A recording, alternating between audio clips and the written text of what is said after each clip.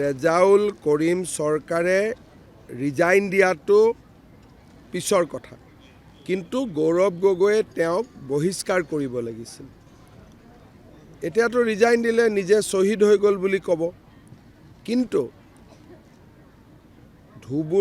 শিৱসাগৰক ধুবুৰী বনাম বুলি কোৱাৰ পিছত যোৰহাটৰ MP হিচাপে গৌৰৱ গগৈ ৰেজাউল কৰিমক পাৰ্টিৰ পৰা ধাক্কা দি উলিয়াই দিব লাগিছিল, কিন্তু তেওঁ উলিয়াই দিব নোৱাৰিলে। এতিয়া সি নিজে ৰিজাইন দি পেলাই গাঁৱত গৈ ক'ব যে মই নিজে ডাঙৰ হিৰো হৈ গ'লোঁ বুলি।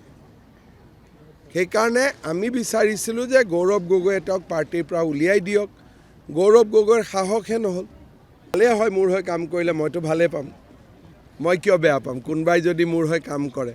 আৰু কংগ্ৰেছত বহুত মানুহ আছে যোনে মোৰ হৈ কাম কৰিও থাকে, মিছাও নহয়। ৰেজাউল কৰিম চৰকাৰে ৰিজাইন দিয়াটো পিছৰ কথা, কিন্তু গৌৰৱ গগৈয়ে তেওঁক বহিষ্কাৰ কৰিব লাগিছিল। এতিয়াতো ৰিজাইন দিলে নিজে শ্বহীদ হৈ গ'ল বুলি ক'ব, কিন্তু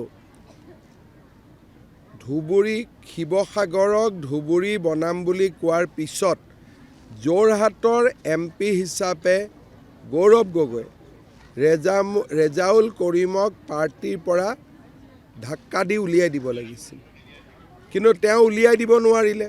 এতিয়া সি নিজে ৰিজাইন দি পেলাই গাঁৱত গৈ ক'ব যে মই নিজে ডাঙৰ হিৰো হৈ গ'লোঁ বুলি। সেইকাৰণে আমি বিচাৰিছিলোঁ যে গৌৰৱ গগৈয়ে তেওঁক পাৰ্টিৰ পৰা উলিয়াই দিয়ক।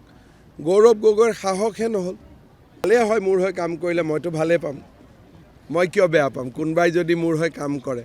আৰু কংগ্ৰেছত বহুত মানুহ আছে যোনে মোৰ হৈ কাম কৰিও থাকে, মিছাও নহয়।